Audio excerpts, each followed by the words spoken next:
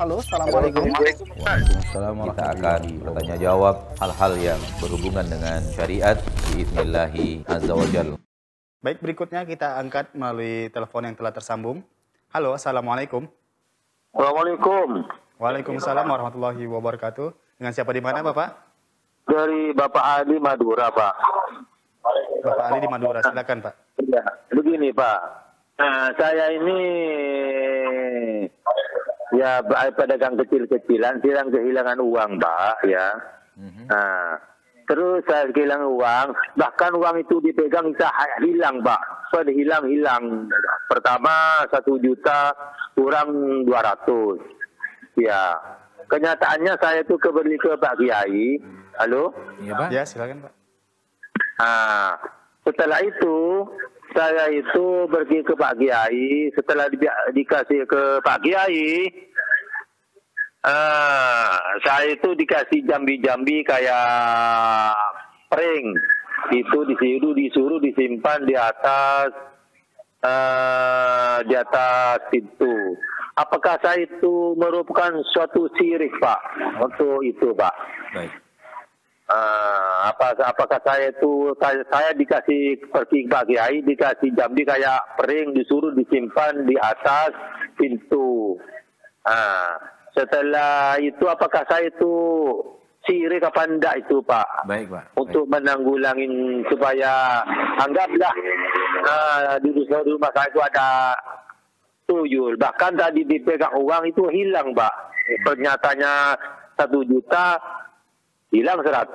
Diambil dikasih lagi, hilang lagi, Pak, gitu, Pak. Baik, Pak. Cukup, Pak? Iya. Barakallahu fiik. Terus saya ke Pak Kiai minta ya supaya menonggolangin supaya enggak kena itu, dikasih jambi sama Kiai sama dupa, Pak. Karena saya takut syirik sama saya dibuang, Pak. Apakah itu satu syirik atau gimana, Pak? Ini, Pak. Oke, Pak. Terima kasih, Pak, atas informasi ini, Pak. Baik, jazakallah khair. Ya. Barakallahu fiik kepada Bapak, saudara kita pemirsa Hasil TV dari Madura, ya. Barakallahu fiik.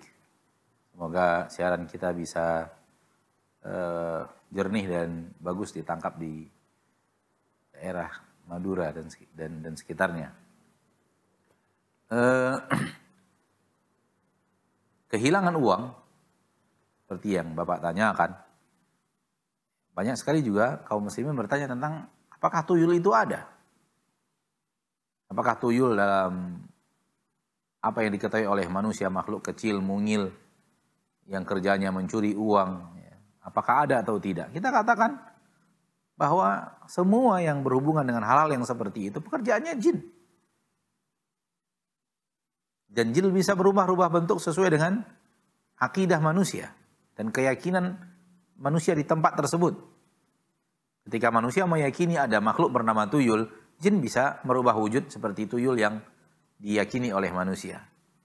Sehingga ketika manusia punya keyakinan bahwa di tempat tersebut ada sesuatu yang bernama kuntilanak, jin bisa berubah bentuk menjadi kuntilanak. Sehingga kuntilanak ini benar-benar nyata, kelihatan.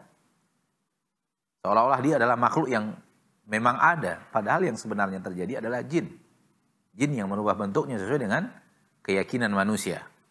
Dan kalau kemudian tuyul itu ada, mengambil uang, apakah benar uang bisa hilang gara-gara diambil oleh tuyul? Sudah kita katakan tadi bahwa itu adalah jin. Dan jin bisa memindahkan barang. Jin bisa memindahkan barang. Jangankan uang lembaran kertas yang sangat ringan, ya. Sehingga sana Ratu Balqis bisa diangkat oleh jin. Sebagaimana yang ada dalam Al-Quran. Kisah tentang Nabi Sulaiman.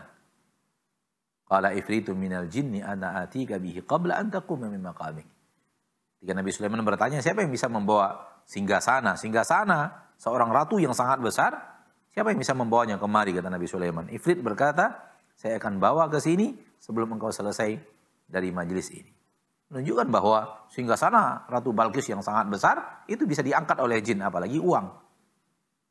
Maka pada dasarnya memindahkan uang alias mencuri uang itu bisa saja dikerjakan oleh sekelompok daripada jin. Namun keyakinan manusia itu namanya tuyul dan semacamnya itu keyakinan khurafiyat yang sebenarnya terjadi adalah permainan jin dan jin itu yang kemudian membuat mudarat kepada manusia. Caranya adalah bentengi diri dan rumah daripada jin. Adapun kemudian dengan cara membuat dupa atau meletakkan sebuah benda di pintu seperti yang tadi ditanyakan, piring yang kemudian piring tertentu yang kemudian dibaca-bacakan oleh seseorang, dijampi oleh seseorang, kemudian harus digantung di salah satu di pintu rumah kita, di setiap pintu rumah kita, atau di depannya atau di belakangnya, semua ini bagian daripada hal yang seharusnya tidak dikerjakan. Dan harusnya umat Islam berlepas diri daripada perbuatan-perbuatan yang seperti ini, karena ini kebiasaan kaum jahiliyah yang telah diperangi oleh Nabi kita tercinta Muhammad SAW. Ini yang namanya tangkal dan jimat, yang Nabi kita tercinta SAW mengharamkan untuk kita umat Islam. Dan orang yang memakai tangkal dan jimat ada dua kemungkinan. Kemungkinan terjerumus ke dalam syirik kecil seperti yang tadi Bapak tanyakan, atau juga bisa kemungkinan terjerumus ke dalam syirik besar. Tergantung kondisinya. Ketika dia memang hilang daripada Allah, ya, kemudian dia benar-benar bertawakal kepada tangkal dan jimat itu, kemudian dia menggantungkan nasibnya dan benar-benar meminta kepada orang-orang yang mereka sebut dukun dan yang lainnya, penuh keyakinan akan apa yang dibicarakan, maka ada kemungkinan syirik besar. Akan tapi ketika hatinya masih meminta lurus kepada Allah dan tetap ketergantungan hatinya kepada Allah, dan dia hanya melakukan ini dengan sepenuh hatinya, ini hanya ikhtiar manusia, bukan benda ini yang akan memberikan pertahanan benteng daripada jin dan semacamnya, maka ini jatuhnya kepada syirik kecil. Intinya adalah ini maksiat yang harus ditinggalkan. Ya, ini maksiat yang harus ditinggalkan. Oleh karena itu kepada saudara saya barakallahu fiik yang bertanya tadi, dan siapapun yang memiliki kasus yang sama, kepada para pemirsa Asil TV rahimani wa rahimakumullah, tinggalkan yang seperti ini. Yang benar adalah bentengi diri dan rumah dari jin, supaya jin-jin jahat tidak bisa masuk rumah kita. Dengan cara apa? Hiasi rumah itu dengan Al-Quran. Hiasi rumah itu dengan selalu kita berzikir kepada Allah subhanahu wa ta'ala. Diri kita bagaimana membentenginya? Dengan Al-Quran. Dengan zikir-zikir kepada Allah subhanahu wa ta'ala. Oleh karena itu zikir-zikir yang diajarkan oleh Nabi SAW disebut oleh para ulama hisn. Hisn. Tembok pembatas. Benteng pertahanan. Dan salah satu kitab kecil, kitab saku yang dikarang oleh seorang alim di zaman kita hidup, dan baru beliau meninggal beberapa tahun yang lalu, bahwa kitab zikir dan doa beliau karang dengan judul Al-Hisnul Muslim, benteng pertahanan seorang muslim. Ya. Benteng pertahanannya daripada hal-hal mudarat termasuk daripada gangguan jin. Maka dengan membaca zikir pagi dan petang, kita akan terpelihara daripada kejahatan makhluk-makhluk Allah yang jahat dengan izin Allah, termasuk jin-jin yang ingin berbuat jahat. Rumah kita yang selalu kita hiasi dengan Al-Quran akan membuat jin tidak betah datang ke rumah kita dan takut untuk datang ke rumah kita. Pintu yang akan kita tutup di sore hari dengan membaca bismillah, lalu kita tutup, Nabi SAW mengatakan jin tidak akan bisa membukanya. Ya, sehingga dia tidak akan bermalam di rumah kita. Dan Nabi SAW mengatakan rumah yang di dalamnya dibacakan surah Al-Baqarah akan lari daripadanya syaitan. Syaitan akan lari dari rumah-rumah yang dibacakan di dalamnya surah Al-Baqarah. Ini juga merupakan benteng, membentengi rumah kita dengan membaca surah Al-Baqarah, sehingga jin-jin jahat yang ingin berbuat jahat di rumah kita tidak bisa masuk. Atau kalau mereka masuk mendengarkan Al-Baqarah, surah Al-Baqarah dibacakan, dia lari. Mendengarkan ayat Al-Quran dibacakan, dia tidak berani mendekat. Wallahu ta'ala alam. Jadi sekali lagi bahwa begini cara membentengi diri, membentengi rumah daripada gangguan makhluk halus, akan tapi dengan cara pergi ke dukun, ya. Kemudian kita diberikan sesuatu tulisan-tulisan atau benda-benda yang katanya sudah dijampi-jampi atau sudah dizikir-zikirkan, lalu kemudian digantung di sana dan di sini. Ini adalah kebiasaan kaum jahiliyah musyrikin yang telah diharamkan oleh Nabi kita tercinta Muhammad sallallahu alaihi wasallam. Disebabkan bahwa jampi-jampi tersebut, benda-benda tersebut datangnya dari orang yang kita anggap berilmu agama, maka banyak manusia yang terpengaruh merasa bahwa ini adalah bagian daripada syariat Allah. Kenapa? Karena yang mereka dapatkan dari seorang yang mereka anggap ahli ilmu. Seorang yang mereka anggap ahli agama di kampungnya, di negerinya, di daerahnya. Sehingga awam muslimin merasa bahwa ini bukan bagian daripada pekerjaan salah. Tidak mungkin salah, karena kami mengambilnya dari seorang ahli ilmu di negeri kami. Kita katakan bahwa ahli ilmu yang seperti ini hendaknya dijauhi. Karena bertentangan dengan apa yang diajarkan oleh Nabi kita tercinta Muhammad sallallahu alaihi wasallam. Bukankah kewajiban kita adalah patuh dan taat kepada Nabi kita Muhammad SAW? Dan sudah kita katakan tadi bahwa Nabi kita Muhammad SAW melarang. Manakala Nabi kita Muhammad SAW melarang, kemudian ada orang yang kita yakini sebagai ahli ilmu di daerah kita yang menyuruh, maka mana yang akan kita ikuti?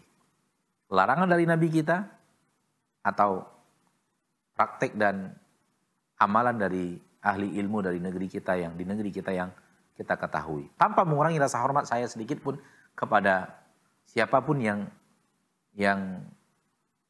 seperti yang kita katakan tadi, ahli ilmu di negerinya, namun kemudian mengajarkan sesuatu yang tidak sesuai dengan Al-Quran dan Sunnah. Tidak sesuai dengan apa yang diajarkan Nabi kita tercinta Muhammad SAW. Ya. Tanpa mengurangi rasa hormat. Saya menghormati mereka-mereka yang kaum muslimin, yang kemudian tawajuh kepada ilmu. Akan tetapi ketahuilah bahwa ilmu yang diajarkan harus dikembalikan kepada ilmu yang diajarkan Nabi SAW. Kalau benar ikuti, kalau tidak benar tinggalkan. Adapun jampian-jampian, bacaan-bacaan yang dibacakan kepada benda, kemudian benda tersebut digantung di rumah, atau tulisan-tulisan yang dituliskan kemudian digantung di rumah, ini adalah dari Nabi kita tercinta, disebutkan syirik. Innar ruqa wa tamaima wa tiwalata syirik.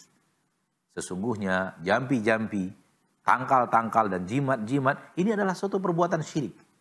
Dari Nabi kita tercinta SAW. Dari Nabi kita tercinta SAW, beliau mengatakan syirik. Dan ketika apa yang beliau katakan syirik kemudian dianjurkan dan dipraktekkan oleh seorang yang kita anggap ahli ilmu, maka Allahu a'lam, saya pribadi mendidik diri untuk meninggalkan orang-orang yang seperti ini. Wallahu ta'ala a'lam. Halo, assalamualaikum. Waalaikumsalam. Kita akan bertanya jawab hal-hal yang berhubungan dengan syariat biiznillah azza wa jalla.